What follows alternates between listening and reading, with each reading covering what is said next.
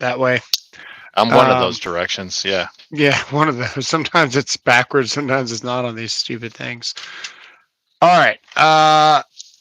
Had a question from John Xera about connecting a ground to enclosures. So the video itself was talking about whether or not you need to bond the raceway. And when you're bonding a raceway, that's going to be a pipe or something that you're going to be putting wire in between cabinet or enclosure to enclosure, whatever you're doing.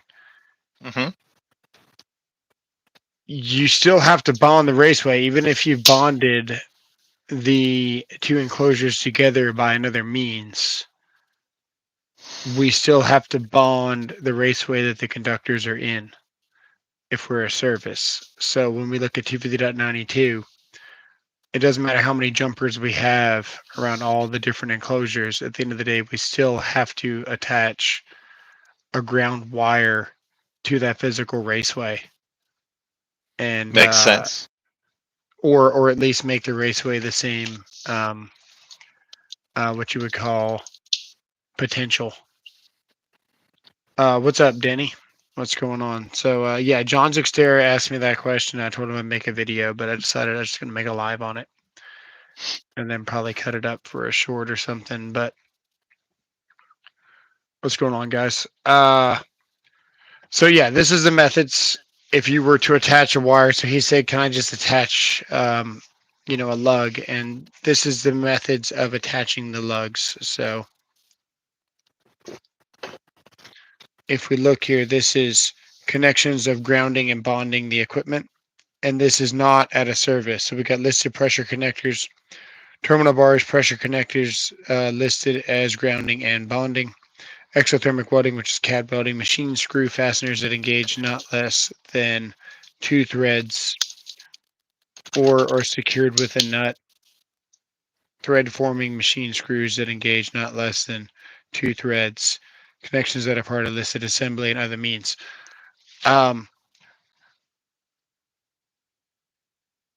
What's up?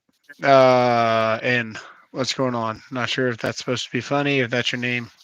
What's going on? What's up, Caleb? Popping the fuse as soon as I put it in. Give me a better way of finding where this machine is shorting out. Cool. Okay. If your machine is shorting out, pop a fuse as soon as you put it in.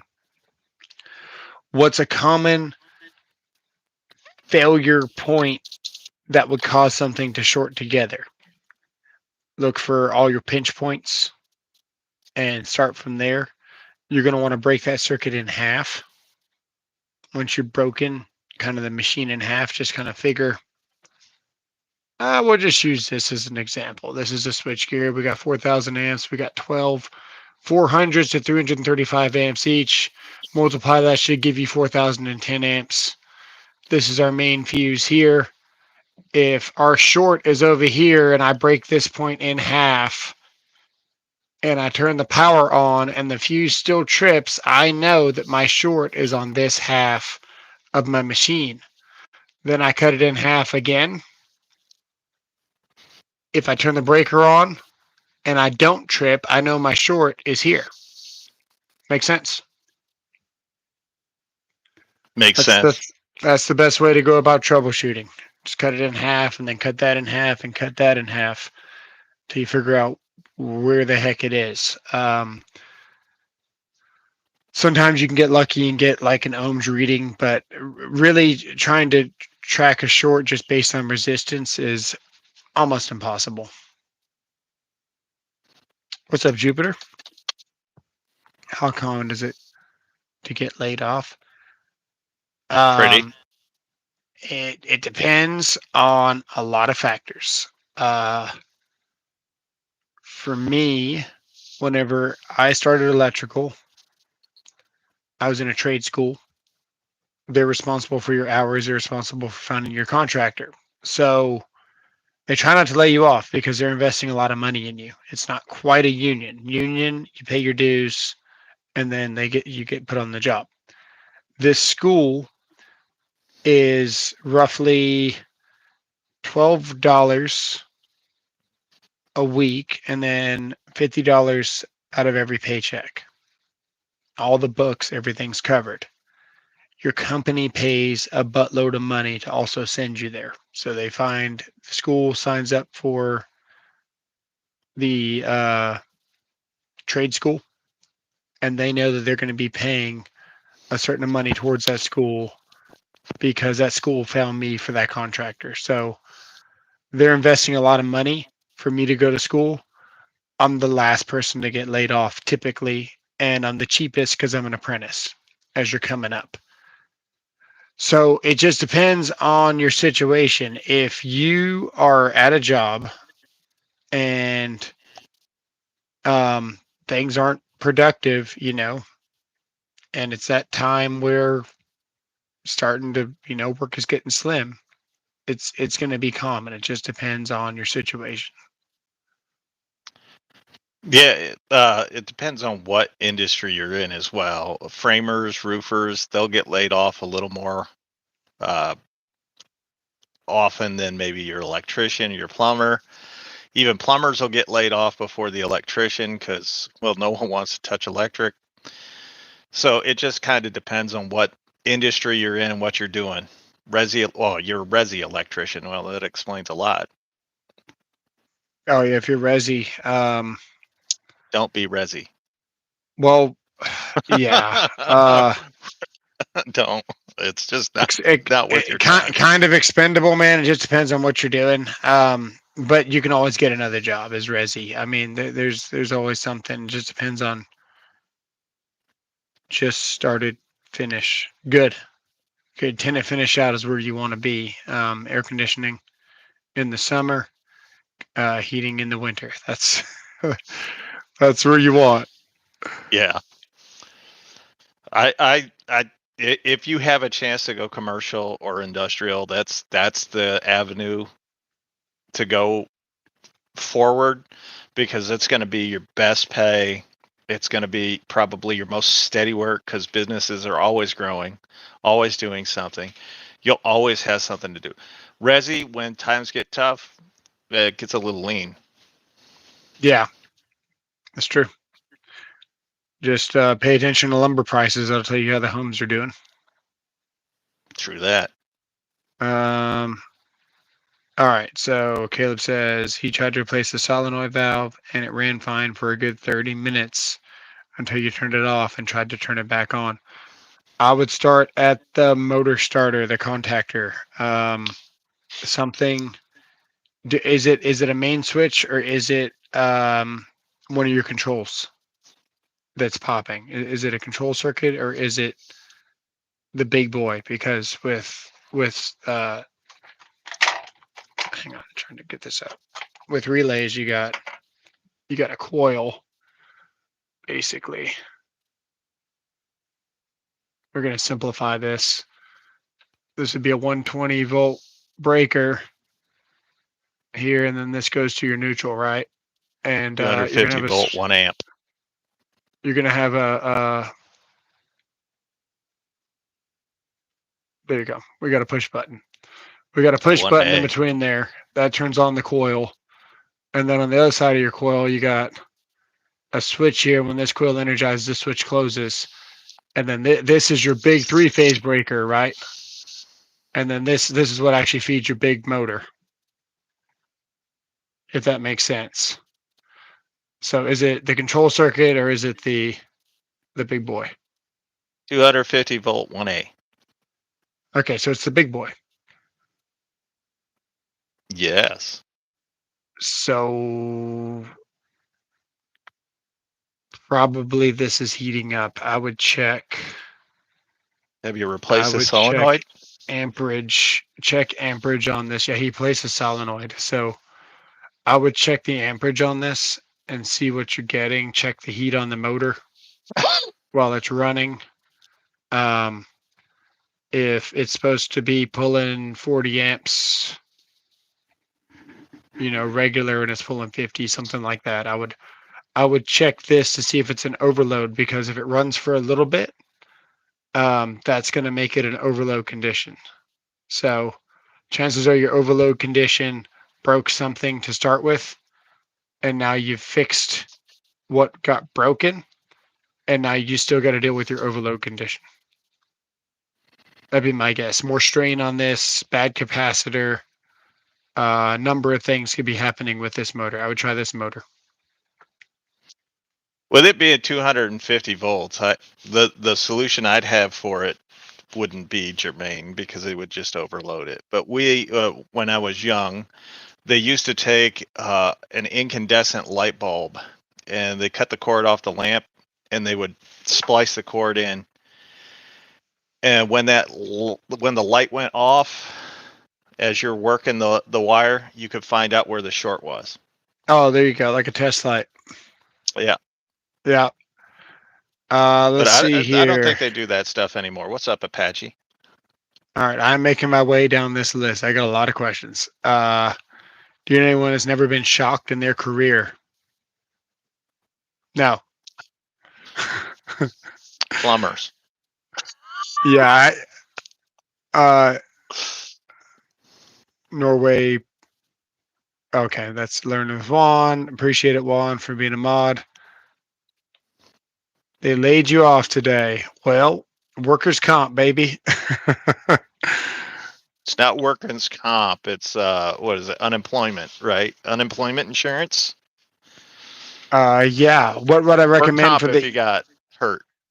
What books would I recommend for the E1 test? The E1 test is a ICC, which is a test for inspectors. So you got E1, E2, E3 is a plans examiner. E1, oddly enough, has a little bit of moral dilemma. So be good with moral dilemma. It has a lot of attention to detail. And you should take, depending on how good you are with your code book, you should take your IBC. I took my NEC because I'm so familiar with my code book. But every question in that test is going to be in the IRC. I said IBC, I meant IRC. The IRC only has about this many pages of electrical. So it's going to be in that book. Also, questions directly from that test are on the book with pictures. So one of the questions on that test will ask you about a 4 and 10 roof pitch. And if you turn the page, you'll actually see the roof. And it will show you a weatherhead coming here. And it'll say, what is this dimension allowed? And typically you're going to say, well, this has to be within so many inches of the edge of this roof. Typically 3 feet would be if your wires come in here. If your wires come in here, how low from this wire to your roof can this be? I said 3 inches, I meant 3 feet, sorry. This dimension here from your roof to your wire should always be 3 feet, typically. But if you're within 12 inches of the edge of your roof, you're allowed to go 18 inches, I believe. And that's found here. So you want to study your service drops. You want to study a lot of things like that. So if we look at service drops, let me get you in here. So I got total recall, so I remember everything on the test too, which actually works well. We're going to look at branch circuits for outdoors above roofs. So this is above the roofs here. And this is conductors to the poles. This is what you want to study, though, the 225s. This is overhead conductors and cables. This is your locations over public streets, properties, alleys, roads, things like that. 18 feet here. I'm looking for the clearance. Where the voltage between conductors does not exceed and the roof has a slope of 10 millimeters and 300 millimeters, which apparently is, you can convert that to a pitch. 12 inches. Yeah, 4 and 12 right there.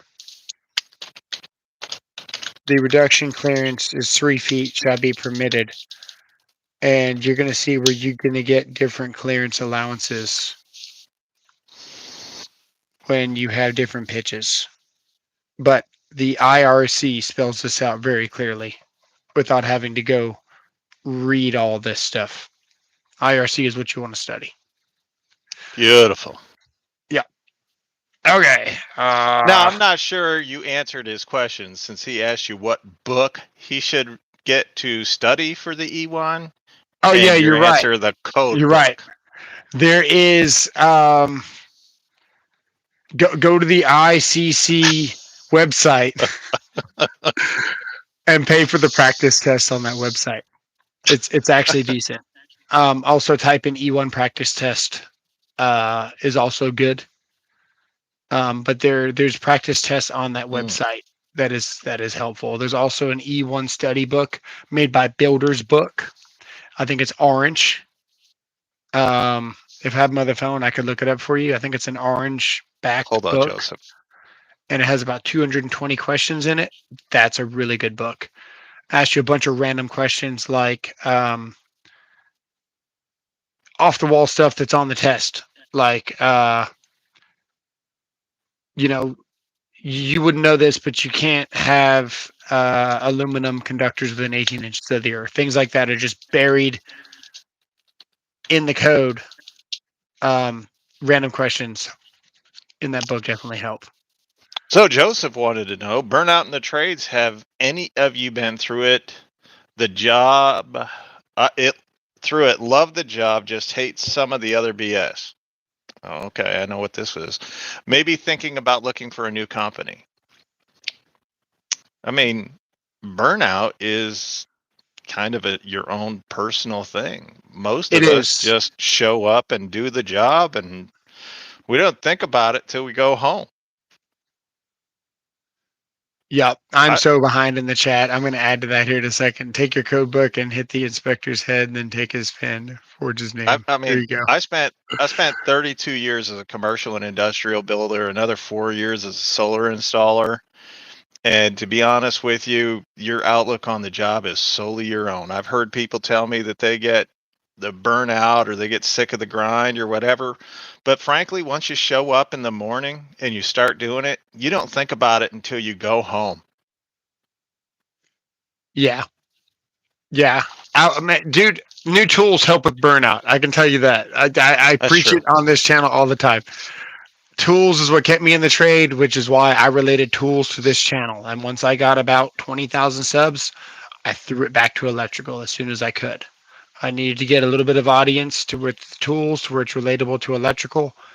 And we've really stuck with electrical tools. If you look around this shop, I don't have pipe wrenches. I don't have, a lot of different things. I've got what works for the trade, and that's really about it. I keep it pretty slim in here. I just picked up an impact wrench, but I only bought it because it was $85 and I needed a 5 amp battery. So this came with the battery. So I'll throw a couple of deals in there, but for the most part, try to keep it electrical. Oops. Ooh, don't take it as an insult to do tiling. Somebody has to do it. Look for a new company. Yeah. Also, man, I would say just get. I don't know how many years you got under your belt, dude, but find you an apprentice, dude. Teach somebody something. Give them, make your day interesting. You gotta challenge yourself. Ask for the harder tasks. That's what I did. I'd never done a parking garage. I'd done a lot of Oh, things, dude. I'd done infrared. I'd done 5 years of industrial. I've done ground up, hospitals, museums. Redid distribution for all that stuff. Never done an actual deck for a parking garage, and I learned about the importance of what you call a back door, which hmm would be two methods to get back to the same box. That way, when they f up one pipe, you got another method to get back to the other one. And just all the interesting things. Just keep your day interesting. Post tension cables is definitely a challenge. having 20,000 steps by 9 o'clock in the day while you're walking across rebar and not just standard True. steps keeps your day interesting. He had me right until he said it was tile. Like I was like, oh, maybe he's just uh, but then he said tile, and I'm like, tile, drywall, those are things I don't want to do either. Oh, does he do tile? Yeah. Well, he's a Sparky, but his boss has asked him to do tile, and oh my god, I Oh, I feel for got you, you. dude. That's the worst. I don't know, man. I like tile. It's all right. No, tile and drywall. No, I'm good. You know what? You know what? I'd I'm rather thinking hire it out. wall tile.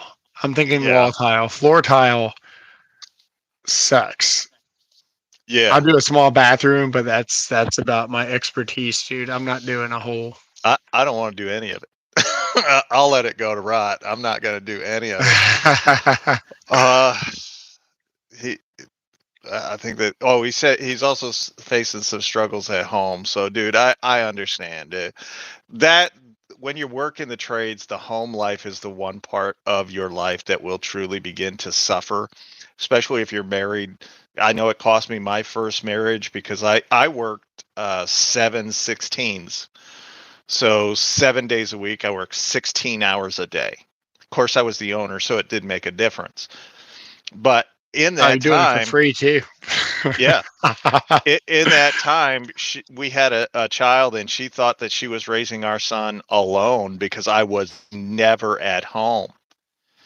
So, yeah, that is something that takes a toll. Now, you're as an electrician, I don't know that you're needed for 7/16s or even six Data twelves. centers in multiple shifts. Yeah, it just depends on what you're doing. My first 5 months in the trade, not in the trade, but in the company that I worked for almost 10 years, was 7/12s, and that Yeah, was at a data center. It was very relaxed. We also had a lot of work to do, but it was very relaxed. It was a good environment, and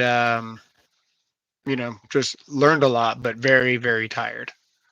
I've always found that the crew you work with is going to be the most important part because those dudes are going to be like your brothers, your family. You're going to argue with each other. That You're going to right. bicker back and You're gonna have forth. the banter. You're gonna call each other a bitch. It's gonna be a great time. That's the best part about the trade is trying to one up the next guy with the better diss. Just don't And let me be the next guy. that's the way. That's why we talk the way we do on this channel. Um, Although sometimes it it goes does too far. offend.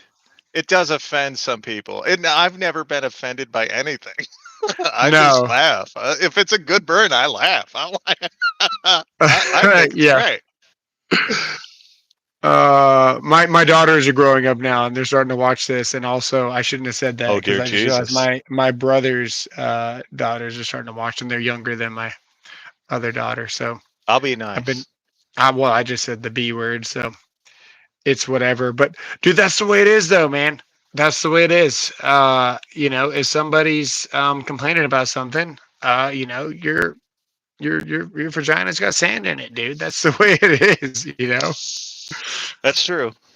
But again, you have to remember there are some people that watch this that see you and I interact, and if they're not really like if they're just a resi guy, they're not a Yeah. part of a crew. They're a bunch of they're like soccer moms in the trades, Well, right? They dude, I'll say mm, this: there was a time, dude, where I really got close to God, and I was working. I was working outside. So the first couple of days on site, they weeded out all the guys that were going to make it, and one guy almost had a heart attack, oh and one God, guy almost had heat stroke, and we were out there, and it was in 2009, maybe 10,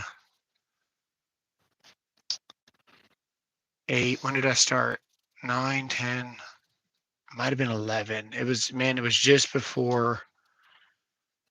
I can't remember exactly what jobs I was in between, but I was in between a job. I was in between a job. So I had just gotten married, what's and up, man? it was probably 2010 and a half, 2011. And we were doing a parking lot. not a parking garage, a parking lot, and it was a big one. And there was 140 pole lights, and every pole light needed a ground rod. Okay, and before we even got to that point, though, it was just dirt. Okay, and it's 110 degrees outside. You can look at the weather report in Dallas, Texas, around 2010. We had record-breaking heat that Mm. was over 100 degrees for more than 100 days. And that's the job that I was on, dude. And you would open the ditch and you could just feel the depths All of right. hell just coming out of the bottom of the ditch. You know what I mean? Like you just, it was hot, dude. And some people are just, weathering the storm and getting really close with God, and then they jump on here and they hear us talking like sailors. And but dude, that's just the way the trades are, man. It doesn't mean that you don't love God anymore. It's just it's part of who I am, unfortunately, and it's a struggle that I deal with. And when I go to my men's group or I go to my Bible study, it's like, y'all pray for me, dude, because I got a potty mouth, and it's something that I'm working on. But also, it's just ingrained in the fibers of who I am, and sometimes it's going to slip out. I'll say that I swear in church. I don't think about it. Like I'm not consciously out there going like if like I'm just like if something's stupid to me, effing retard is Yeah, coming that's out. that's that's effing yeah, yep. I don't think about it. It's just there. It's just part of the DNA. And I'm a New Yorker on top of it. So like I was born to cuss. Like that is the way it works for me. And the banter, like the banter that he and I have It's the is best part. no different. It's no different in person than it is on the computer or on your phone, whatever you're watching us on. It's the same. We It's just literally get the along. best part of the trade, dude. It is just the animosity of it, and dude, there can be good banter too, man. One day, whenever my buddy got shocked really really bad, we were working at a hospital, and I was in charge of levels 3 through 6, and I was like the guy, right? And there was a bunch of people there that had a higher rank than me, but I was still the person there. They knew when I got on site, shit was going down. And I remember being so stressed out, dude. I was driving to work, and I had Jermaine in the truck with me, and we were driving to the hospital, and I was probably about 10 minutes away, and somehow, some way, dude, I had in my head that I pulled the wrong color conductor for Mm. this UPS. And for some reason, I think I thought that I pulled brown, orange, yellow when it should have been black, red, and blue. And dude, I floored it all the way to that job site. Didn't even sign in. Climbed up 4 flights of stairs, freaking opened that data center. Literally, was like, "Oh, thank God!" Because it's like that's just the level of stress you're in. But What's sometimes, up, dude, Adrian? some of the best parts of the job, dude, is just the banter, dude. It takes some monotony out of the whole thing, because you're in the struggle with everyone else. Everyone's in the same shithole that you're in. Everyone's sweating their balls off just as much as you are, and it's a collaborative effort to get it done. And you can joke about going through hell together, and that's what Yeah, builds the bonds that last forever. Any one of those guys, dude, right now I could call them right now. I hadn't talked to him in 10 plus years. We could have a conversation for 3 hours. absolutely. That's just the way I it is, dude. and like me, I was I was a builder, so you know who your friends are when you're up 32 flights and you got to ride a steel girder down. If you ain't getting along with that dude next to you, that's the longest trip you're ever gonna take. Yeah, It's like taking your kids across country in a car. At some point, you're thinking about just taking the exit. Like, get out of here. yeah, But like you work in resi, you're doing tile work with your boss. If you don't like it, eat beans at night, dude. Get up there and start ripping them. yeah. He'll let you go, dude. He will let you out of that job soon. Yeah, yeah, you just got to stank him speak out. up though, man. You got to be a man about it and speak up about it and let them know, Western New York, dude. what's going on, dude. The what I learned the hardest way, my hardest lesson learned is that the squeaky wheel Awesome gets the people. grease, dude. Everybody that whined and pissed and moaned got results, and there might have been a bitch doing it, but they got results. At the end of the day, if you're not saying anything, then everything must be fine. That's just the way that it is, and I still have a hard time with that. Like I don't consider myself a higher moral whatever, dude. But I don't go to other channels. I don't comment on other channels. I try not to make a lot of noise. I don't use anyone else's comment section to gain more credibility for myself. I don't try to at this person. I've never. What is it called? Somebody mentioned you. I've never Yeah. mentioned anybody unless it was like No, a genuine thank you. You I know, don't think I've I don't think I've ever mentioned to I've anybody. I've never thought about it and said, "Oh, I saw something at this, and I saw something on someone's channel. I'm going to put at this and do X, Y, and Z." Like it's just not something that I. It just feels yuck, dude. Do your own thing. I saw someone else's. There's a guy in here, and he does a lot of interesting stuff, and he doesn't fool around. He probably couldn't go live because he doesn't really have a personality. And he takes a lot of things personally. But it's Steven 120 volts or whatever he is, and he does a I have lot no idea. of. Well, you'll see him now because I've said it, so it'll recommend it on Oh, YouTube. thank you. I Um, appreciate that. he's got a beard and he's got an accent. He's up north, and he's What's pretty up, smart, Nathaniel? smart dude. He lets a lot of comments get to him, and he attacks the comment section. Does that sound familiar, sir? It But does. but he kind of gets his vagina, in a twirl about it, and it's kind of funny. And he just feeds the trolls, and it's just like, dude, I want to mention something on his comment section, but I also don't want to reach out and have that weird connection, dude, because my channel isn't about informing the way he does. He has a lot of like jigs and stuff, and I don't want to do anything. No. But he mentioned something about another channel, and he was like, "Man, I've gotten a lot of my ideas from this guy's channel. His channel's great." And it's like, That's cool. if you're taking ideas from someone's channel, what's the point in you? I mean, it's cool you got your own spin on it, dude.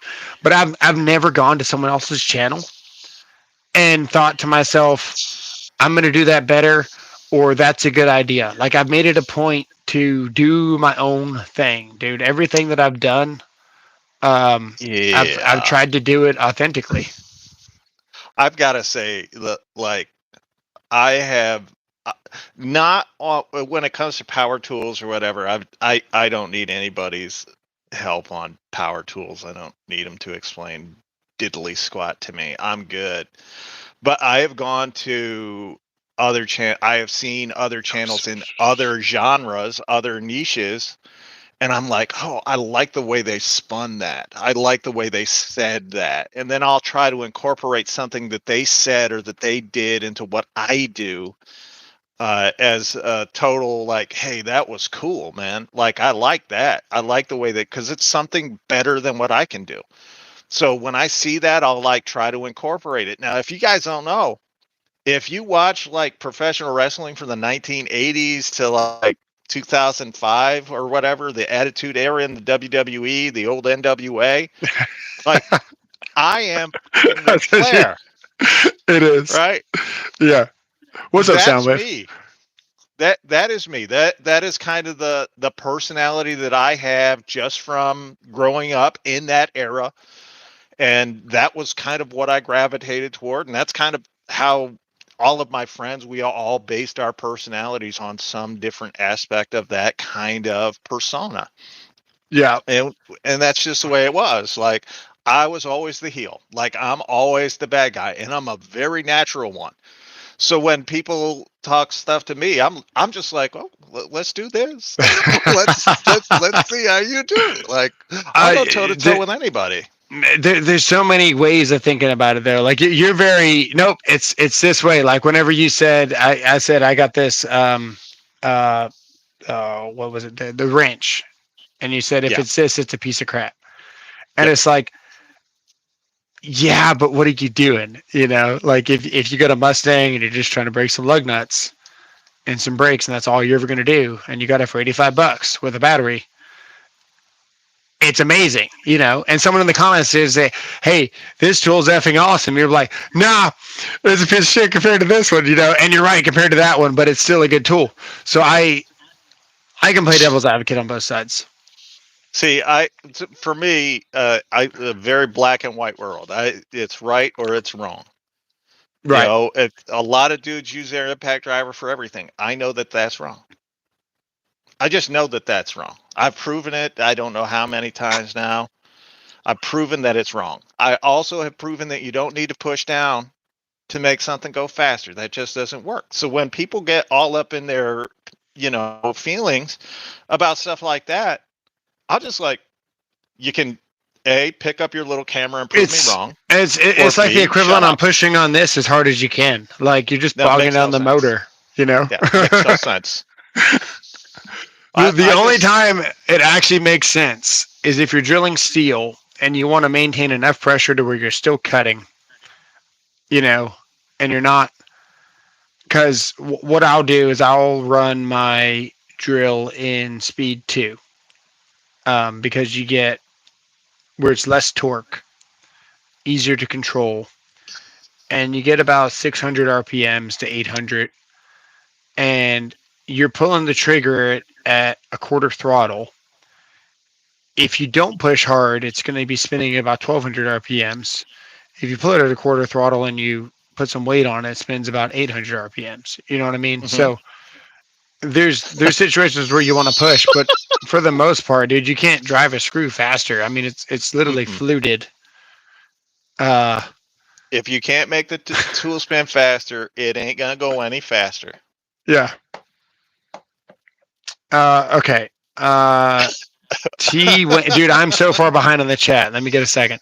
It's all Worth right. getting Hold one of on. those hard hat sombrero covers, full sun. I laughed at concrete guys, but they work. They do work. And make sure you get the one with the stupid Does little the baggy part at the back that protects the back of your neck. uh making a contractor do a change order, that's usually what I'm going to target. It's about, but when you request a change order, I'm reading this. When you request a change order, and especially because there has been changes, they have to do it. I'll say this, on the job site, when there was a change order that needed to be done because the customer requested it, everyone on my crew looked at me to deliver the good news to the customer, because I would look at them and I go, well, we're going to apply a stupid tax to this. And the reason we're going to apply a stupid tax to this is because you signed off on the original order. We're doing the original order, but because you want to change it, now I'm going to mark it up to to a to accommodate that change, because I don't really care how you feel about it. I already got the dang job. It's not Right. like you can kick me off the job site and go get somebody else, because you've got hundreds of thousands of dollars tied up in my pretty butt. See, I even churched it up for you. You did. You did. So I would just go in there and I'd be like, here's the cost of the materials, here's the cost of the labor, here's the cost of the change to the permit order that we're going to have to accommodate because you're stupid. I'd just lay it all out there for them. And I didn't really care how they felt. They loved it. My crew loved it, because 9 times out of 10, the customer would be like, maybe you're doing it right. Yeah. Yeah. What's up, Adrian? Got Jamaica in the house. Nice, nice. You are really far behind on that chat. I'm trying to catch up. You've got to stop talking. Uh, uh, I'm just gonna go like really through. Let's see here. Just pick up the Make started rigid uh, battery. Mike, I've already done it. John Malecki didn't believe it, and he ended up doing it. Him putting his full weight on it. He's over 300 pounds. Another guy who couldn't be a $150 soaking wet, just holding the impact, and the guy that wasn't pushing made the tool go faster. Right. Yeah, you're just Works every you're time. not bogging down the motor, of course. Yeah. Yeah. You misrun your tool belt and gearing up for success. There you go. Give you an effing ladder. How come people seem more happier in commercial than residential, especially in union? They look happy. Residential look miserable. Residential is just the monotony of the same damn thing, and then it's piecework basically. Almost, it's not quite piecework, but it's just there's no skill to it. There's no thought about it. It's just mindless work. Um, and I mean that respectfully. There's nothing wrong with mindless work, dude. Give me a shovel all day. I get to see production immediately. If you're somebody that likes to see things happen quickly, then residential's for you. But I would say you can even skip that step, dude. If you're gonna do residential, do service. It's that I, simple. If you're gonna do residential, do service. I'll tell you why. In commercial, the homeowner isn't standing over your shoulder watching everything you do and asking you stupid questions like, what are you doing tonight? Or did you watch the football game? Or what? Like I like that. in, in, in commercial, you show up, no one from that business is typically around while you're working. So you don't have to deal with them. And if there is anybody from that business, it's typically like their stupid engineer. um, who comes and they're asking you a bunch of questions, and you just look at them and like, you want to grab you want to grab a drill, you want to grab a shovel, you want to do this. You can ask me while I work. Yeah. It's so much easier. Resi is terrible because you have the people to deal with. Commercial is great because you don't. Yeah, it all just depends on how you. Apache says here, how far am I behind? Our commercial market actually pays. You don't have to explain $115 for 2 hours and then say no, thank you. We'll find somebody cheaper. You gotta explain and build your confidence as you're explaining within the first 10 seconds of the conversation. You walk up, they say, "Hey, this plug's not working," and then you immediately give them confidence you can fix it, and you start talking your price pretty quickly. But you're also going to explain what it's going to take to do it, and then you explain that you got a fully stocked truck, you're licensed, you're insured, all that stuff, and you can start it right now. When do you want me to start? Is the question. You always want to ask a question. The person asking the question is controlling the conversation. So if you are asking the questions, all they can do is answer, and the answer the question is, when do you want me to start? And then they have to kind of, well, I didn't really want you to start, and then they gotta kind of backstep on what they're originally gonna say, because you're expensive, and you're expensive for a reason, because you know what you're doing. Good for you, John. Making a contractor do a change. Okay, I know where I'm at now. Yeah. Thank Commercial. you. Uh, Another 5 minutes, you'll be up with us. I'm, Don't worry I'm getting about there. it. I get there. We got a lot of questions. Most inspectors don't know what they're looking at. Every once in a while, you run into a good one, but most of the inspectors are just there for a paycheck. I If had it if it looks if it looks good enough that it ain't gonna fall down, they're all right. passed my inspection today. Had no idea. What are you doing? I had a guy call me because I give my phone number out to like all the contractors do, but this one guy's like holding the fort down with this one Hmm. company. He's been there for a long time. He's got kind of seniority, and he's probably the best guy in their company. And if he ever left you, they would be screwed. But it's a fairly large company, and they do a lot of work. And he called me and said, "Hey man, what's going on with this receptacle? Because the new code says that you have to have GFCI now, not just in Mm-hmm. kitchens, but anywhere where you're Food prep. serving food and serving. There's serving in there. So let's Hmm. look at that. It's crazy. So serving food is that's a freaking dining room, dude. So you're talking drink Jesus. dispensers. You're talking a lot of things now. It opens up. I mean, drink dispenser, I can kind of understand because it might be wet. Right. I see. I can agree with that. Uh, But you when know. you get to the hot pots, so if you're at one of those, Korean barbecues where you have your food cooking, and you've got that grill or whatever it is there, and it plugs into the wall, you can see where, yeah, we'd want to have some GFCI protection for that. If you didn't bid for that, dude, and you got bolt-on breakers, that's like $400 a pop. And if Dude, you got yeah. 30 tables, you just lost your ass. And if you're a small company, you just lost your company. You know, it's that simple. Ooh. That's how important it is to know what the code says. So here's a question from Crazy Tacos. Okay. If y'all both could swap trades for a day, what would be the best thing about the job? Like if he wanted to be a commercial builder and I wanted to be an inspector, what would be the best part of the job? I'd be getting the better end of that stick. I'll be honest with you. Did you hear about my day today? Done at noon, take a Oh nap, man. can watch the prices right. Jeez, it's Uh, terrible. the best thing in my job, dude, is helping people and educating. I really enjoy that. So I do it here on YouTube too.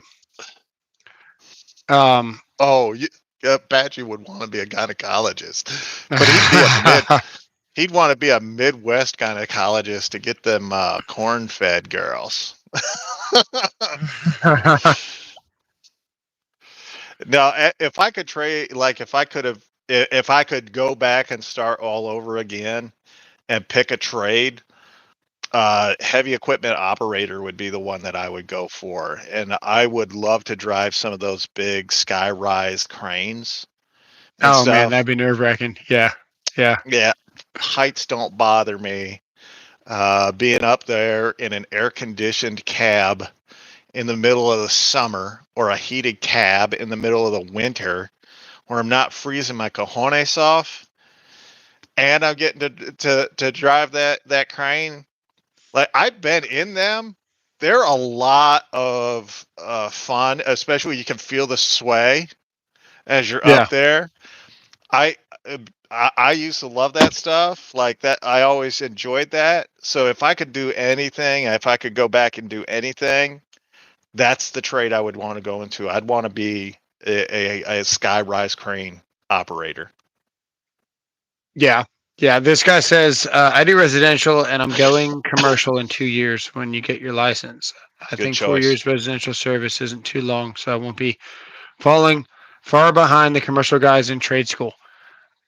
If you don't go commercial sooner, you're gonna be behind. You're gonna be that guy with 4 years experience that's useless as a person with 4 years experience on the job. You're not gonna be in the circle with the guys.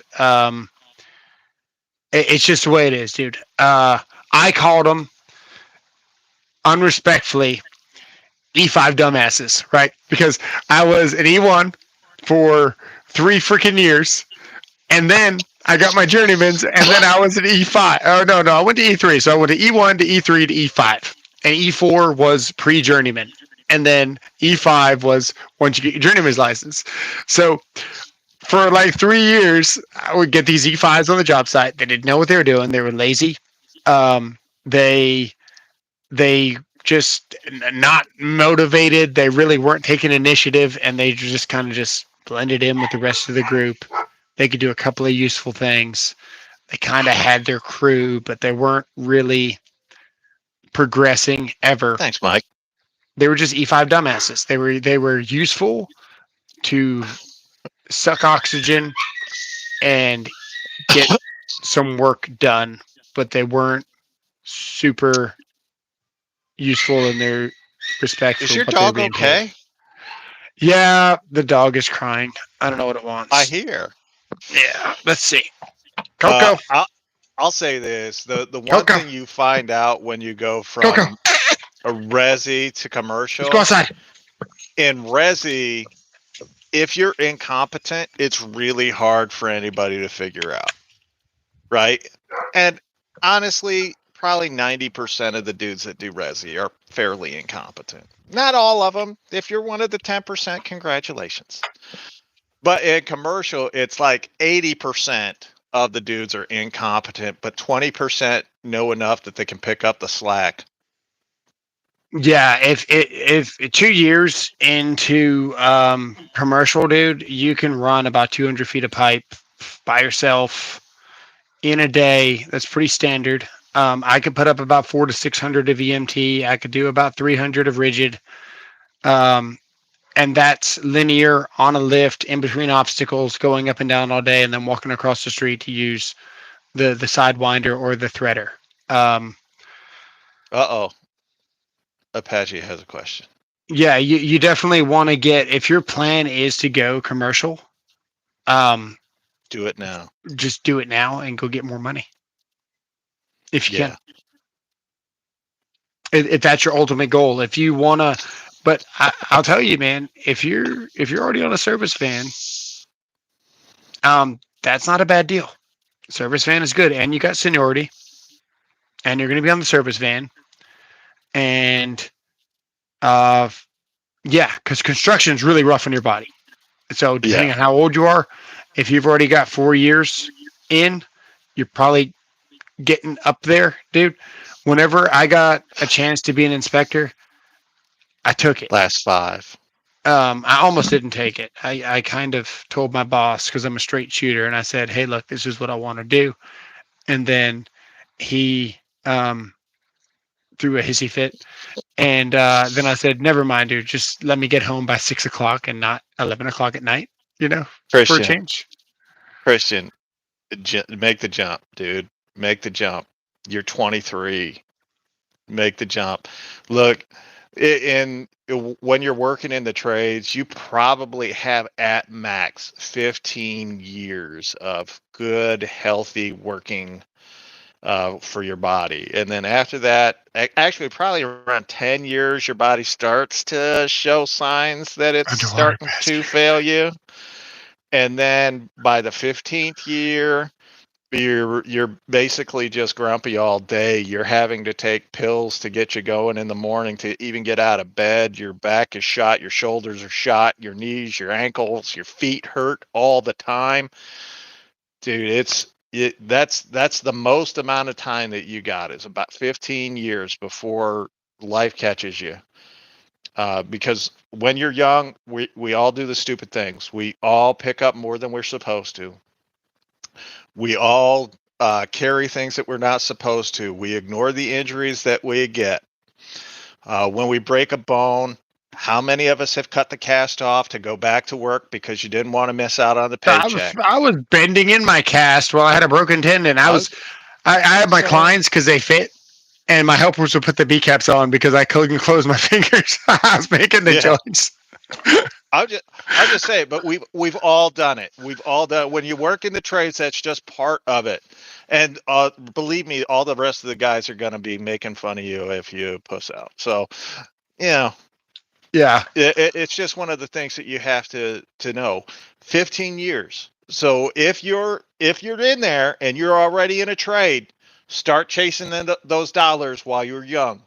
Start getting into the commercial, start getting into the industrial work, because that's where the money's going to be. That's where your big dollars are going to be. Resi stuff will keep the lights on.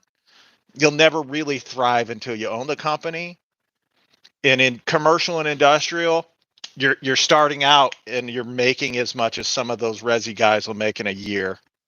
that's You're true. Yeah, starting out. Resi's never going to pay that much unless you're on a service truck. If you're doing service and you're good at troubleshooting, and you get your journeymans, and you start doing those commercial jobs, and but you're never going to land. Your boss might, but if you're the only one doing the commercial, um, and your boss has been doing resi for so long, and it's a resi company, and then you get your journeymans, and then he's sending you to a couple of jobs here and there. He's going to send you to a little, hey, my light doesn't work, dealership, change out some ballot, whatever it is, right? Yeah. It's never going Yeah. to be huge. Add a forklift charger, oddball here, this kitchen, GOCI, something really, really minute, but it's going to be commercial. It's going to be interesting. It's going to be new.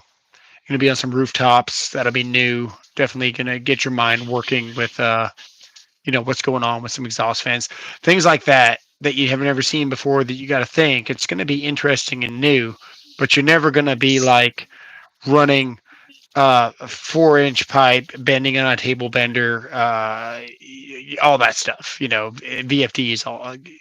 There's a whole nother world to commercial.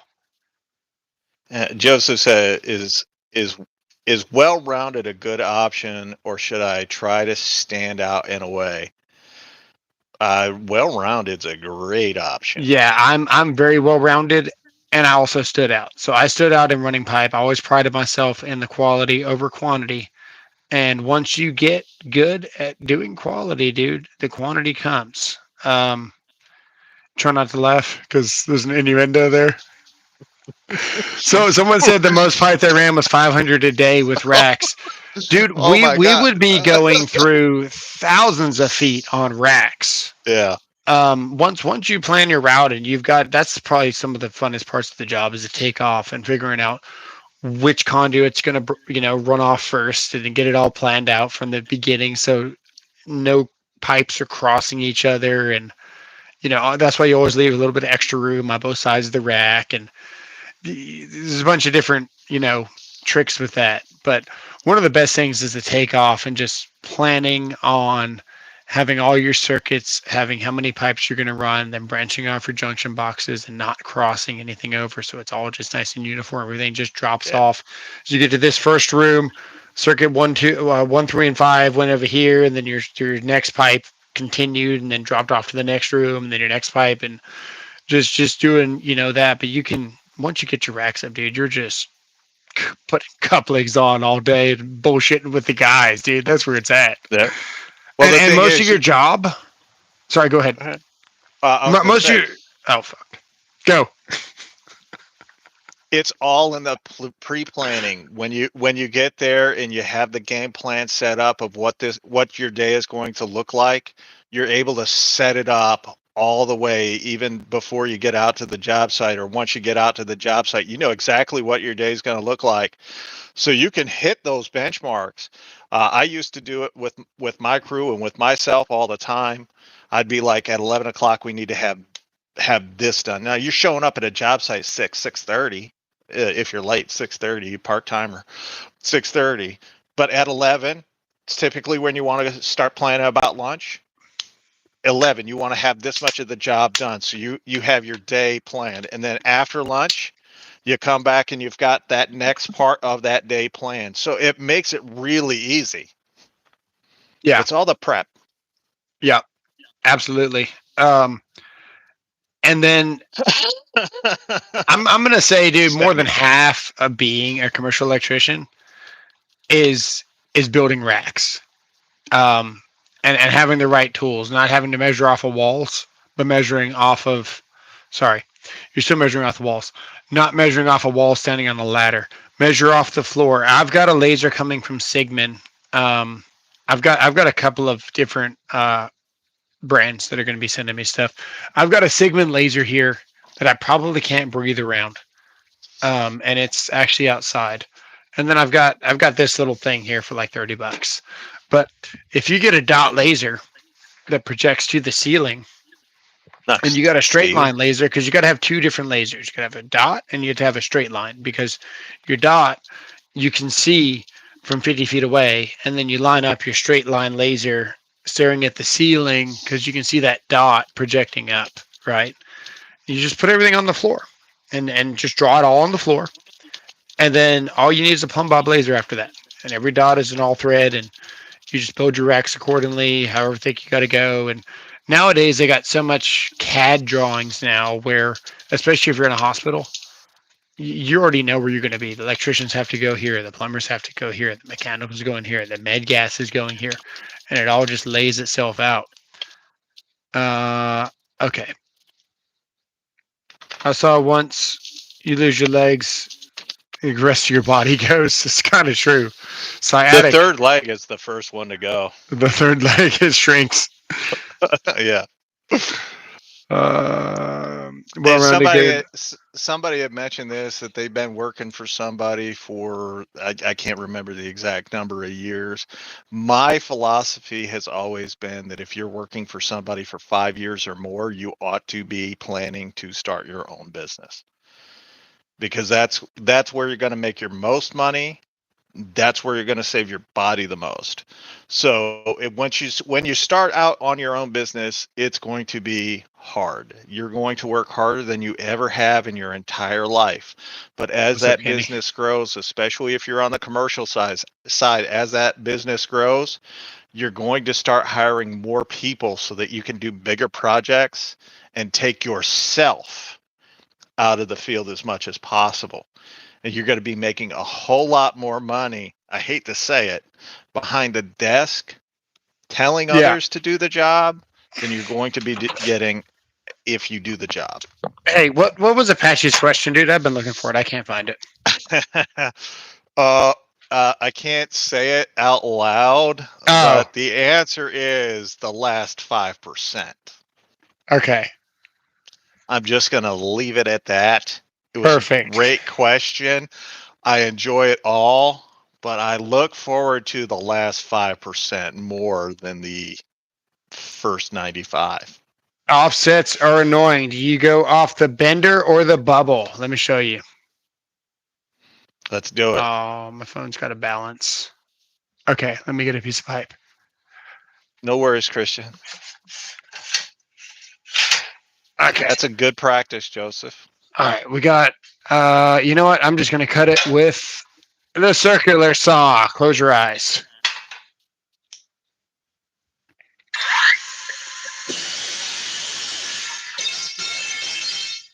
We're good. We had safety squints activated. It Okay, just depends on what you're doing, Jenny or Kenny. I'm sorry, I mixed up your first and it's last all name. good. Sorry. All right, you're going off of this line here, and I'm going to show you. So we're going to do. You know, what? I'm going to measure it so we don't completely f it up. We're just going to do a 3-inch, so our spacing will be. Let's do a. I always use 5 years because in year 4 you're going to approach the owner of the business and let them know what your plan is, and chances are they're going to help you out, especially if you've been a good worker. They're going to get you the experience and the knowledge that you need. I If hate you're this just walkie totally tape upfront with measure. the I'm business, never going to take it oh, out. they're trash, dude. I Like, hate I'm them never taking it out so of this much. package. It can stay in this The only package. thing that's nice, is it's got the numbers on the top and the bottom, and there's no stupid fractions. So we're just going to go with a 3-inch offset. So we're going to make this mark very known for you right there. And then your multipliers too. I understand, Christian. Yeah. So we're going to go down here to 6 inches. Yes, I do, There's six Kenny. I inches do. there. And then I'm going to make a mark on the opposite So, side because I'm going to be turning the bender upside down. But usually I just do it all the way around, right? yeah. All the way around, whatever, close enough. And then we get our bender. So this is going to go on the arrow or the top of the notch right there on the top of the bender. You can see that. Yes. And we're going to bend it here. Okay. This is level with this line here. This line here is the parallel line. If I followed this line out, we would actually see where this line is parallel with my pipe right now. You see that? Yes. So my mistake when I first started was I put the bottom of my pipe to touch this line because I thought once the No, bottom of this Kenny. pipe hit the 30 here, I thought that I was done. I'm Mm-hmm. going to try and switch this camera on one more time. Is that better? What Yeah. was that we were looking at? Like a cushion or Uh, something? yeah. Yeah, you're looking at Oh, purse. Yeah. Gotcha. Yeah. So What's up, the Chop? bottom of this pipe is parallel with this infinite line that travels this way, right? Now we're going to Yes. spin our pipe over. I'm going to eyeball it myself so I don't dogleg it. Ah, Don't dogleg it. Thank you, Chopped. Said he loves your programming, oh, I appreciate it, your man. content, dude. So that's nice. Thank you, Chop. Thank you. That is nice. Thank you. Okay, and then this is what we're looking at here. So if we look, Kenny, oh. Kenny, were you asking me about? Well, what are you doing with the rigid or the See how straight that Milwaukee? is? Not really. Your thumb's in the way. No, Or your just fingers in the way. look at this pipe here, and then look down there. My thumb doesn't have to Oh be in the way. yes, you're pretty straight. You're pretty See straight. how it's pretty straight on there? Yeah. So that's how you don't dogleg it. Hang on.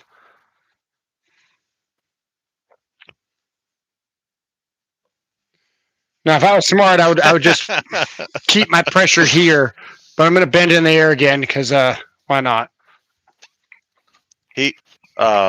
Kenny, he's got an industrial strength fan down there. Oh, nice, Chop. We appreciate that. Yeah, don't forget Okay, to sub to Tools and Tactics. If you're not a sub here, you're missing out. He's got some excellent content. Now, once you bent this part here, what I do, I'm actually going to use my foot here to keep pressure. Okay. Now, what you're going to do is you're going to put your bubble on top of this pipe right here, and then you're going to just make it level. Where's your bubble? It's actually, I could use that level if I was desperate. Hang on. Bending in my feet here. I don't need shoes. No safety Crocs? What's the matter with you? No, nothing. Pajama Chopped. pants. No one's ignoring you. Oh, dude, it's taking me a minute to get through the chat. I'm 20 questions behind. How important is packing a lunch? It's not. So you see here, we are pretty damn level. Level enough. Now, what is the measurement? That's the question. Hang on. Oh, best value is definitely rigid, bar none. Can you see? Yeah. Okay. No, I mean, see. Can't really. You know. What's the bottom of that say? 3 inches? 3, and it looks like 3/8. Perfect. Wait, really? The What's bottom it? of the pipe. The bottom of the pipe. Yeah, it's over 3. Timber! Yeah. It looked like it's over 3 to me. Did it look like it's over 3 to you guys? Yeah, hang on. Let me see. I mean, I am looking at my phone. It's slightly over bent there. Let me see. Let me put a little bit. Yeah. Chopped? What's the problem? Hang on, bro. I'm behind on the chat. Like bad. Chop says you're ignoring him, and I'm not trying to, man. Sorry. Okay, there we go. So he's been now with we you got a since little bit the of beginning. spring back in there. I have. What's up, Rod? 3.5 to the Forgotten Man. Hang on. I got a. It's hard to do this one-handed. Hang on. Oh my goodness. I think that's his. Is that the? That is the night vision. Good eye. Good eye, Kenny. It's the night eye. 3. 3. A little over.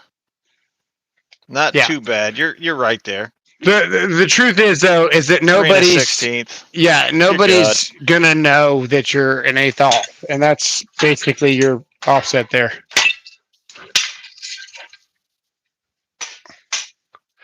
Okay, what is Chopped saying? Because I'm probably 5 to 10 minutes behind the chat. Yeah, it's interesting. Let's just say. All right. Offsets are annoying. Okay, sometimes mark the ceiling after the floor so your laser isn't in the way. Yes, exactly. Mark the floor. Whoa, I'm very behind.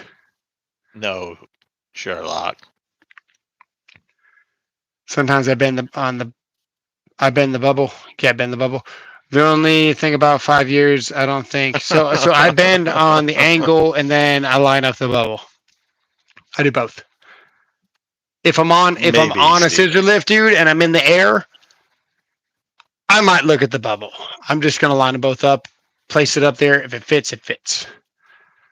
So much information on electrical things constantly change. That's why I hate when an electrician says, remember those old corded Ryobis? You guys ready to frame up a cut up roof or do a ton of math with me? No. Wow. Chop decided to share his own YouTube channel with us. Shop programming. What's up? Love your content. Sub, please. If you don't, I'll cry. Also, love tools and tactics. Appreciate it, man. What's up, Apache?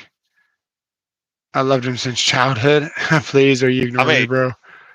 I'm gonna cry. Nice. Kenny, if it makes you feel better, I have bigger hands than he does. He's been with me from the start, and I appreciate that. How important is packing lunch? Oh, I remember you asking me this about 5 minutes ago. Yeah. Pretty important until you get with a crew that's gonna also be late with you. You can't be late by yourself. It's true. That's true. You can't be late by yourself. Once you get with a crew and everyone's late, then you're good. Oh, I see. On stream right here, right now. Chop does appear to be wearing out that welcome there. Wait, can I actually be honest with you? Yeah. Chop says timber. To be honest, my dad is an engineer. Nice. Appreciate it. It's probably true, Kenny. He's gonna crash out. Not to expose your age, but you're what, like 36? 37? So I did it 36 years. But I was doing it before he was alive. Yeah, clearly. If you did it for my age. Yeah. I can't ever remember this older boomer cool Giga Chad guy. Has bigger hands than you tactics, little fella. I think Big Josh has meat hooks on him too, dude. Kenny Gibbs. I can't remember this older boomer cool Giga Chad guy that has bigger hands than you. What's he do I know Kenny? Kenny's been around. Well, I knew a Kenny at my old company. Let's see here. I just had to do that. Thank you, guys. Oh, you didn't have. Okay. It's all good, man. He was being very needy. I got you. He reminded me of my ex-wife. Did you delete everything you put? No. No, I just put him in timeout for a day. One day. No, you didn't. Oh, yeah, you did. Oh, just one day. Can you untime him out? No. Does that mean he can't chat at all? No, he can't chat. No. He was being weird. He can see. He just can't chat. True. All right.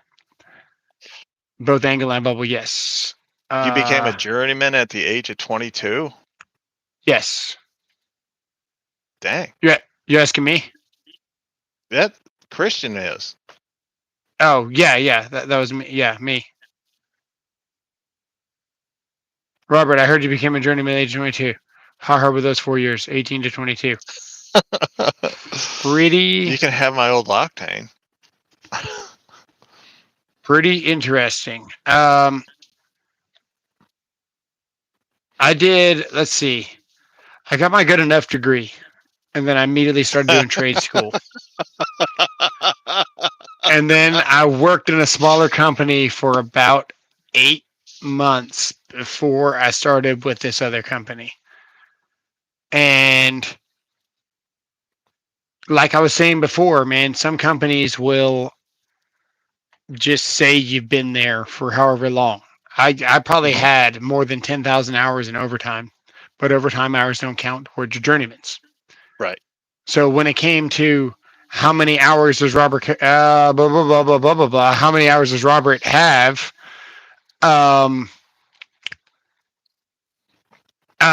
master was like, yeah, 4 years, you know? So probably about 6 months early. 4 years of school. but not quite 4 years with the company, I guess you'd say. Makes sense. See, And I learned a lot.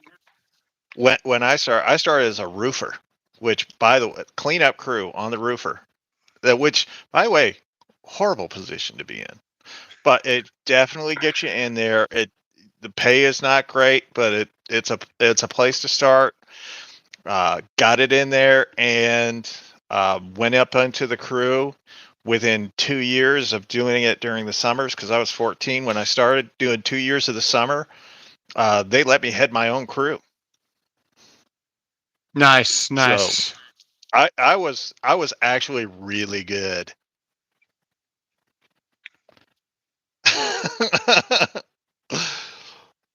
Who has the bigger hammer? Definitely me, dude. I got a 3-pounder here. We could. I got a 16. I got a 16-pound sledge. I got Really? a bigger hammer. Yeah. I You still have one from the my other working day, days. I was walking at Home Depot, and I'm walking with Jermaine, and he just grabs the biggest, baddest Milwaukee whatever it was, off the shelf, extends it all the way out, touches his nose with it, and then puts it back up, and then puts it back. Then it's like, your turn, I've dude. always admired those guys. I was fixing to knock myself out. I got it to about here, and I was like,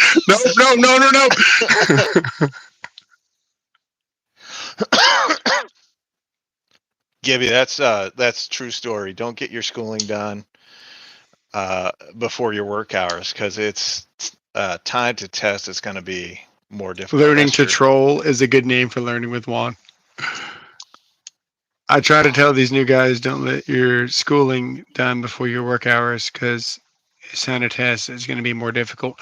Yeah, it just depends on, Kenny, give me one second.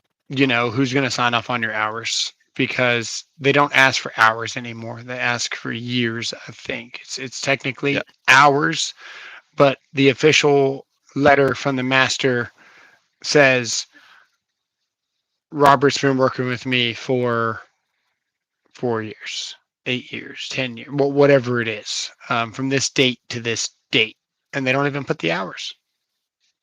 And that's good enough. You want to know what boots I use? Ariat. I use Ariat. Brunt. There you go. Dude, Brunt boots. They're lightweight, durable, made really well. And nice. I like lightweight boots. Ford or Chevy? Ariat. Ford. I was a Ford Ariat. Overdrives. Ariat overdrives. Wait, who mentioned it was my birthday? My birthday was yesterday. Text confirmed that when you put the window AC in. Miss Texas confirmed that when you put the window AC in. You don't want to know what she confirmed. I suggest you go back and watch that live, because that was something special that night. What's your thought on what's up, Chicago? What's your thought on Chevy's? More for cruising, dude. Ford's for working. I was always a Ford guy. I've always been a Ford guy, so I'm cool with it. But you know what? I didn't care as long as it worked and got me there. I feel like when you travel, you don't have the option of saying I want this. Oh, I drove around in a shit box, and you could hear all the freaking pipe rattling in the back, and all the connectors, and all the couplings, and all the switches, and all the plugs. Like,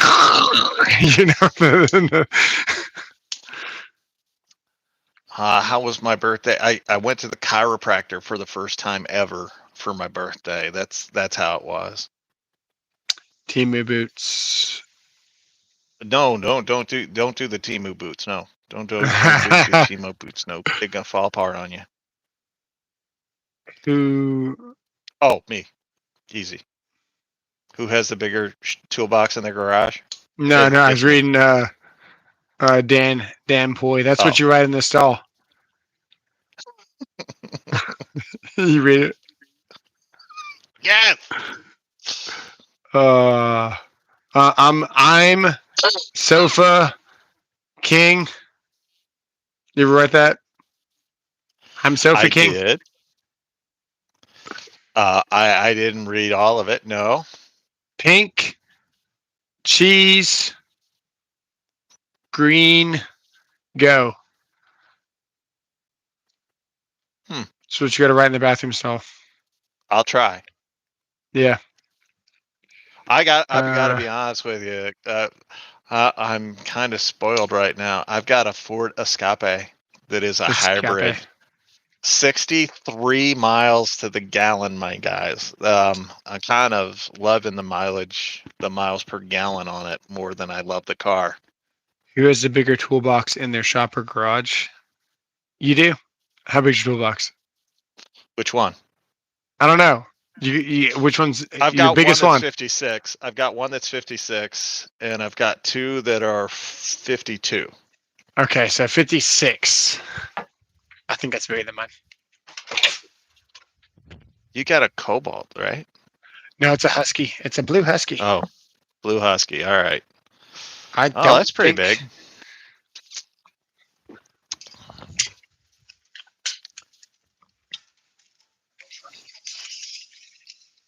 I got 56 Oh. and a quarter. There you It's a go. He 56. beat me by a quarter inch. Nice. One hidden gem tool that you guys swear by that most people overlook in your opinion. Oh, dude, it's got to be the 3-inch cutoff tool from Rigid. The 3-inch cutoff tool. Damn. I got a lot. Like I can narrow it down to the 3-inch cutoff tool from Rigid. I've got this guy. Yes. I don't think electricians overlook those. The Uh, little knockouts on the ratcheting wrench. maybe not now, dude. Whenever I was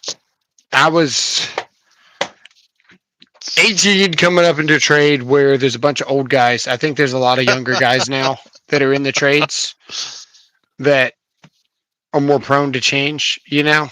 I was the only dude on the job site with these for years and years and years and years and years. And the same thing with Knipex. I was the only person with Knipex on my job site. So maybe this isn't special. This one's kind of special. It's got a magnet. Dude. DC cab is not before my time. That's don't no. DC cab is not before my time. Sorry. But I would say the Volt Claw. Cobalt wrenches are Juan's hidden gem. I've heard that before. The Volt Claw, dude. Volt Claw's pretty legit. That is very nice. Because everybody's been there, dude. You got your Kleins. You're trying to use the back of the Kleins to push the damn wire in the back of the box, right? And you're beating on this part. And it's just a little bit sketchy and it's not really working. So you turn them around and you start like just mashing hot energized wire into the back of the box with the metal pliers. Nothing wrong with that, no? Dude, this thing here is a The plastic lifesaver. coating on the back saves you. This thing here is a Look at that. lifesaver, dude. I love this thing. Stephen Ott gave $5 just because. That's what we're talking about. Man. Thank you, Steve. I appreciate it. Thank you, sir. That certainly keeps the wife happy, I'll tell you.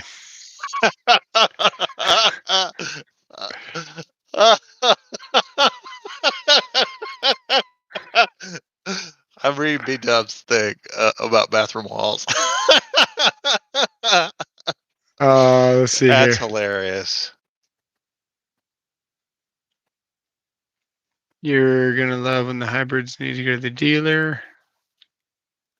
Yeah, I'm scared don't for that. care. I got a warranty, dude. Don't care. Covers the battery, covers the electric system, so I'm good. Milwaukee I'll be straight jaw milking it, too. pliers. Milking it. Toolbox. Listen.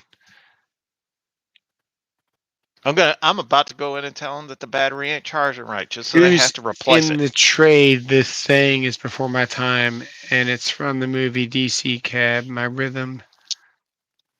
Don't let your dick run your life because child support hurts. It's not before my time. That's all I can say. I'm that old, you guys. Yeah. What's up, Jamie? I'm giving you guys some pretty good insights. Nice. Juan keeps saying cobalt wrenches. You read that already? Mm-hmm. Modified tools, yeah. Oh, John. Not anymore though. Oh my, I had a run in with mold, dude. I had to throw away everything I've ever owned, restart my whole life, throw away all my cars, throw away everything that I own, and rebuy everything. And when I say rebuy everything, let me show you. There, we'll show you right now.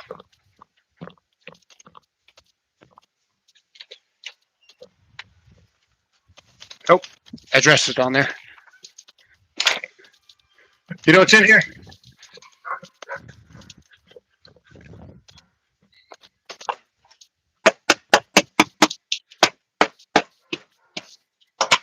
Come on. So nice seeing that little check mark next to my name. Makes me feel extra important. Doesn't really matter, but hey. I had to answer one in the See what that is? comments. See what that No? is? Weehaw. Hang on.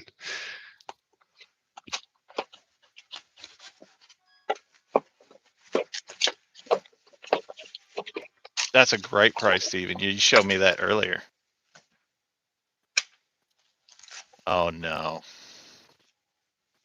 It's a torque screwdriver. It's a $300 torque screwdriver, okay? Now, let me show you something. Remember, I'm going to leave this one here. This one's here. Yeah. Don't look at the bottom of his feet, guys. Don't look at my feet. It's He's got them hobbit feet.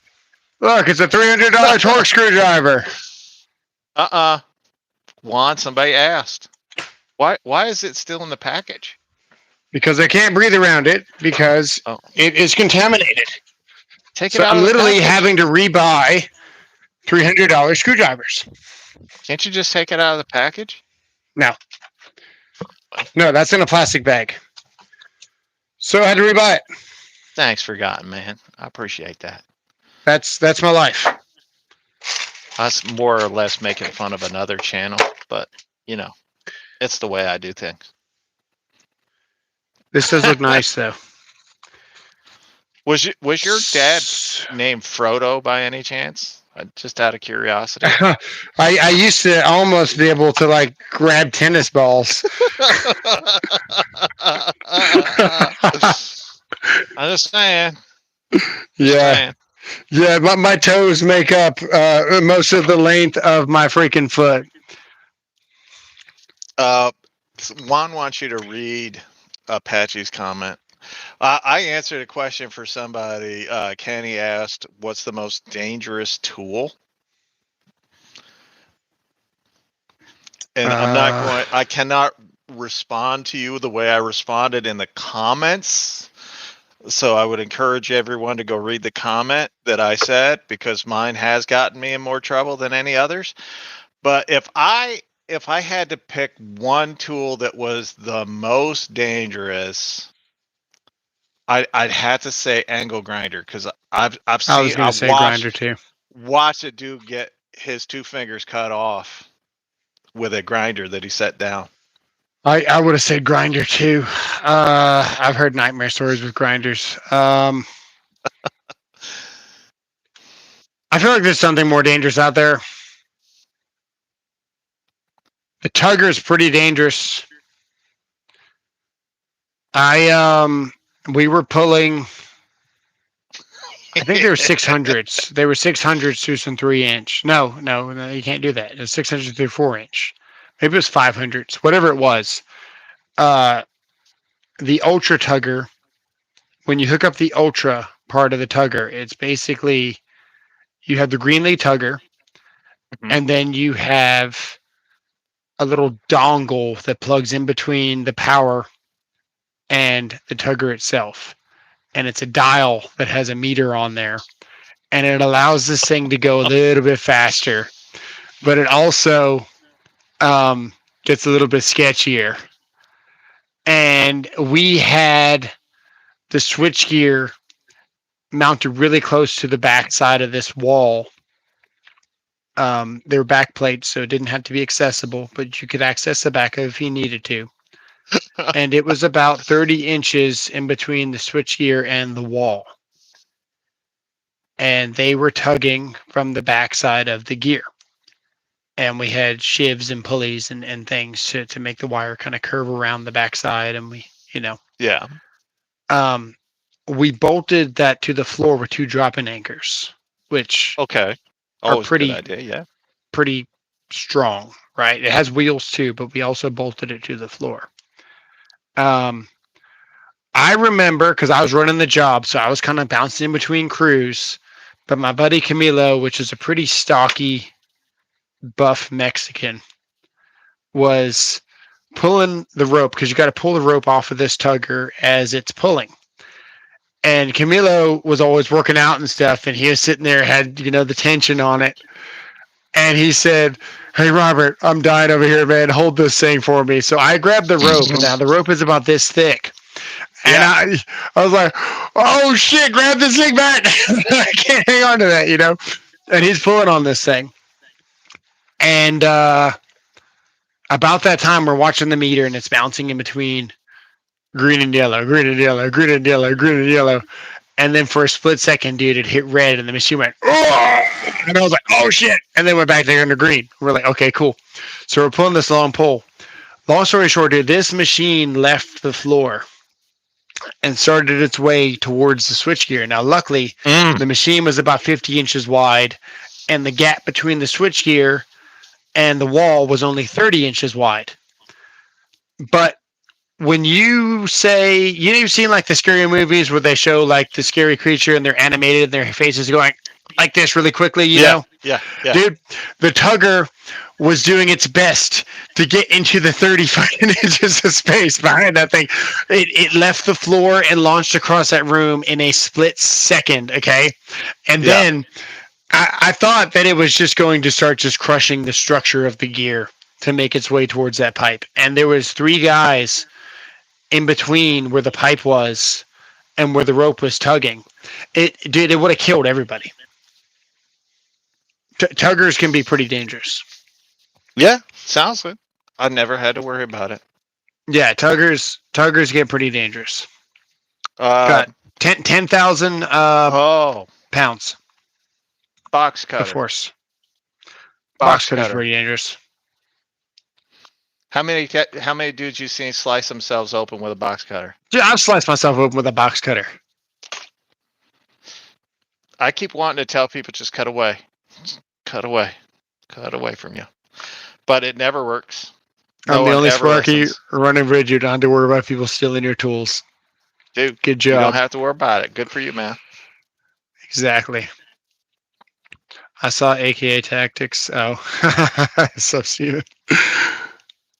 Oh, apprentice with a sawzall. Yeah.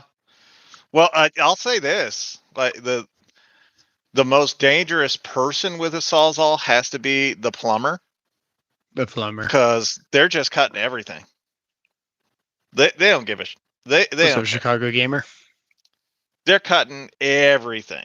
That's always the Mexicans.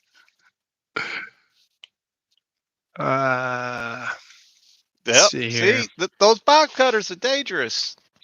I put that video out. Said that's the most it causes more injuries on the job site than every other one combined. And people were like, "You're a liar." You know, it was a pretty good wake up call though. One day, seeing your tendon in your hand. No, not even that. Well, this was a huge near miss because I was drilling something. Every once in a while, you got to do something sketchy. You got to make a hole, whatever you got to do, right? And I was pushing on a ladder, and my what is this? Femoral artery, right? Running here. Yeah, your femoral artery. Yeah. It was below the ladder, and that drill bit went through the material, and it grabbed my pants. Luckily, the bit wasn't that much longer. You know what I'm saying? Because that much into your skin is actually a lot. You know what I mean? Like that's Just a quarter of an inch isn't a lot when you're drilling material, but when you're talking about into your body, a quarter inch is a lot. So, yeah, dude, I almost punctured my leg with a half-inch drill bit because Yeah, most mini straps are quarter inch to 3/8 inch. They don't go up to half inch. I learned quickly when I put a drill bit through the meaty part of my hand, Oh, not to do that. And then I learned to move my hand back when oh, I you I did got a that. nail. You did that actually 2.5 years ago. No, that was okay. That one Oh, was that that one was was nothing. nothing. Oh, That okay. was just a little nick. I was fine. You were No, fine. I put a nail into my hand, which I am allergic to tetanus, so tetanus shots are out for me. It's just grin and bear it and hope you don't get sick. And if you do, they gotta use a thing to break your jaw and reset it. Um, Never Unless happened you to me live around though. stables, you never need a tetanus shot. That's just the way it is. If you don't have horses nearby, Yeah, there's no I'm good. tetanus in your backyard. There's none unless you got a horse around.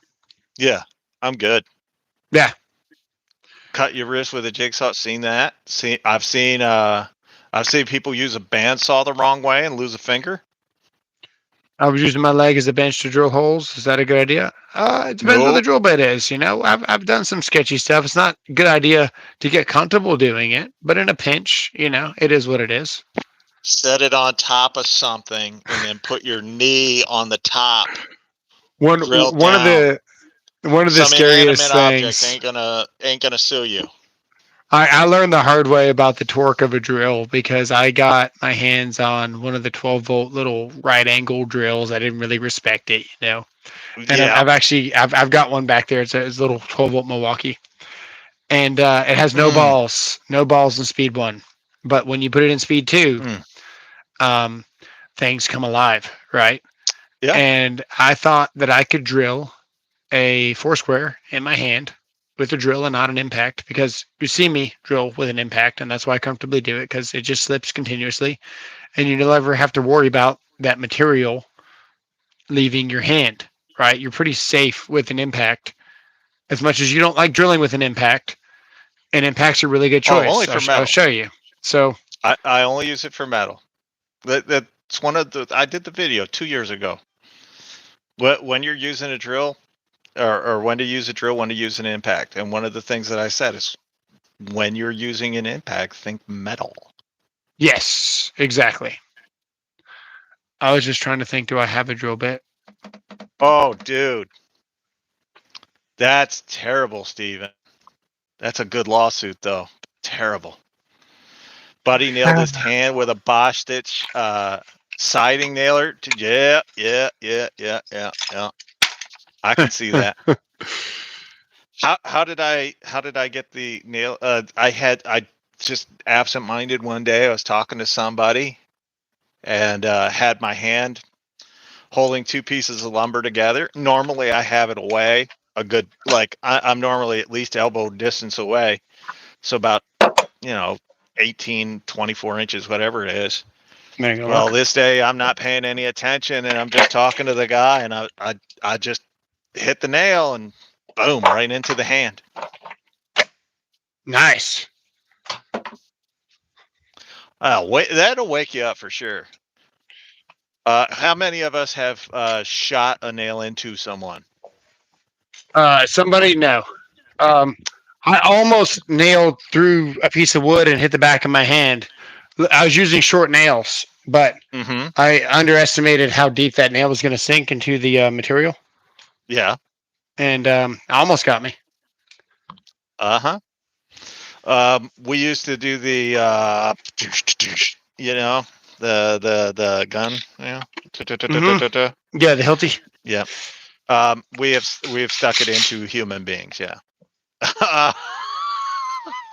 Yeah, so typically you wouldn't want to do this, with this holding in your hand, but you can.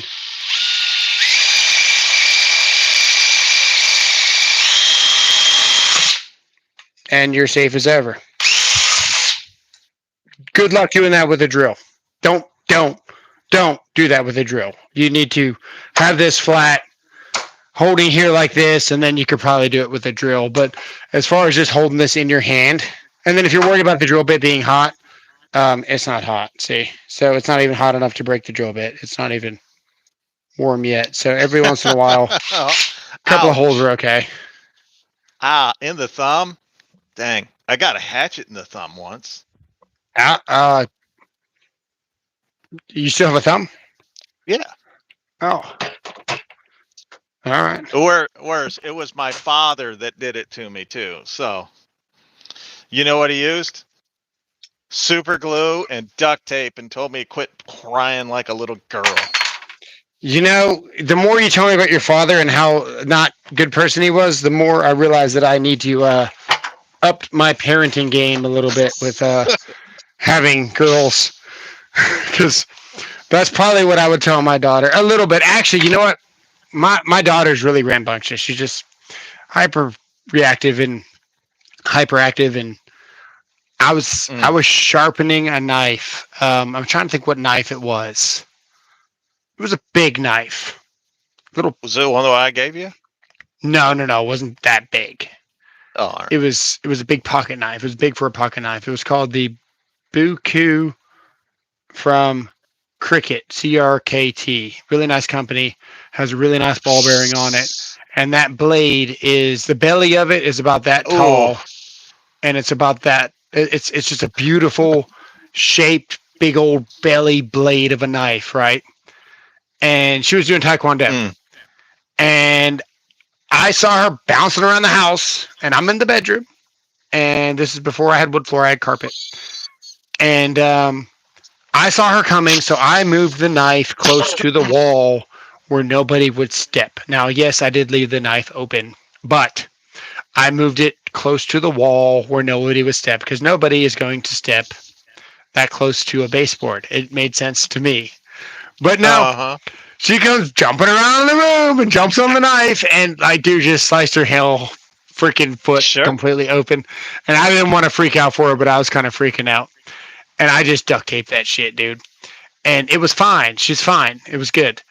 But the more you tell me about your father just telling you to brush it off, that was kind of my mentality, because the trades raised me, and that's the way. And my wife always reminds me all the time, it's like, we have girls.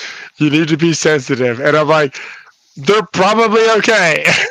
Oh, see, now my dad was such a great guy. When I can't even, I know I wasn't 10 years old yet. And this man took my face one time and smashed me into the window of the car hard enough that the car, the window shattered on my face. And then I had a zigzag kind of that spider pattern from the window on my face as I went to school the next day. Dang. Hey, my daughter's here, and she's super loud. And I say that because she is. She's very loud. And I'm going to do you guys a favor, and we're going to get out of here before she makes a whole bunch of noise. Oh, I can hear her. Let's see if we can hear her. Yeah. Let's see how loud she gets. Your wife warned her you'd probably be on. I can hear your wife. And your dog. No. Hear my dog. Oh, she did warn him to be quiet. Told you. It's not going to last. It's just, it can't last. Your dad beat the crap out of you with a coat hanger. Coat hanger. Try an extension cord. Do you know how hard extension cords hurt? If you ever want to teach somebody What's up, Russ? To pay attention, hit them with an extension cord. That whipping action, take the hide right off of you. Get your attention pretty quick, huh? Oh yeah. He used to carry my dad a 2 to 4 pack a day smoker. And in order to get your attention, he would start flipping that thing, click, click, click, click, the top of it. And then when you come over to him, he hit you in the forehead with it, and he's like, "Why didn't you come faster?" Yeah, see, that's at least I'm not doing that, so that's good. Hey, I'm not running anything right now. This belly don't make for running. Let's climb to the top of those tall chimneys and run that machine for me. I'll signal.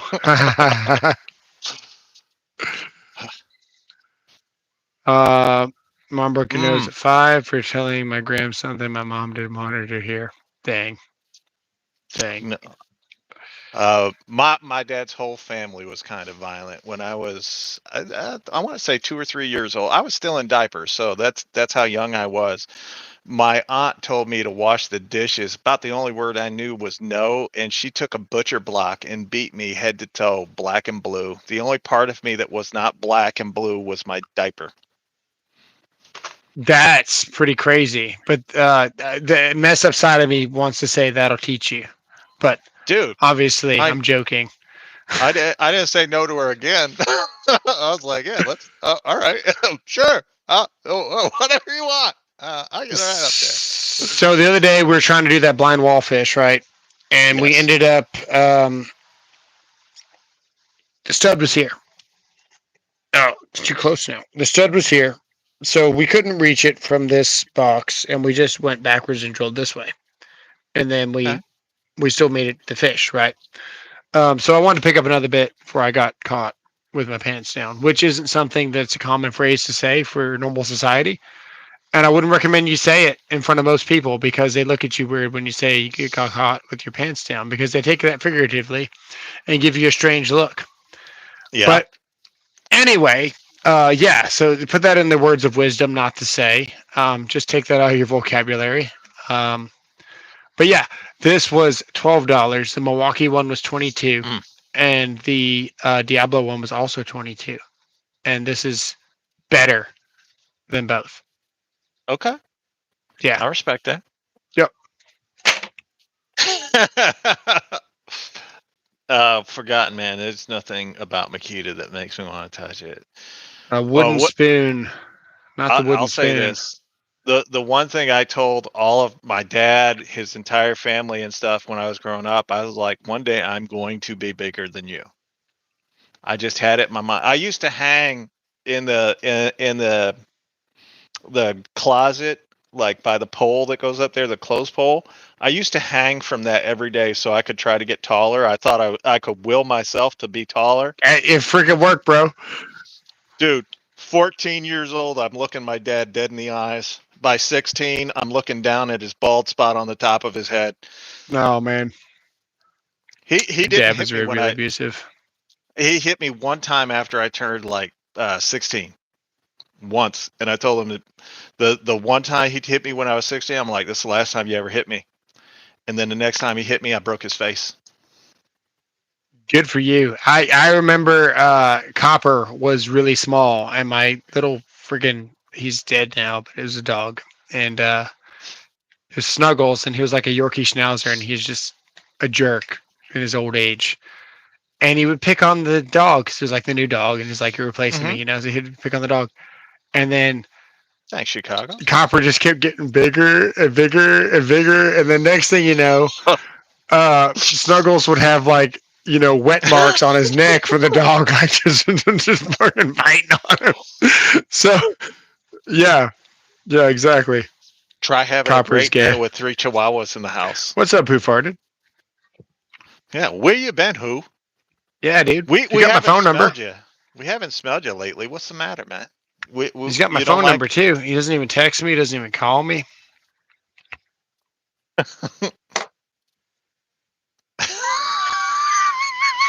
He's a cat. This is a dog. All right, you better go back with your family, man. We're gonna go. I think she's getting a shower without me. I already got a shower, but I think I've Nothing been wrong breaking with out being of clean. Yeah, exactly. And since the live just flickered, it's the perfect time to end it. Perfect timing. And we got almost 2 hours in here, and we had some pretty good consistency. Man, this was a pretty good live. This was more helpful than some of the ones that we do. So I don't know. I like the banter. the banter. Love you. We'll see you later, bro. All right, man. Look. We'll catch you. All right. What? See you. It's not gay until it goes in.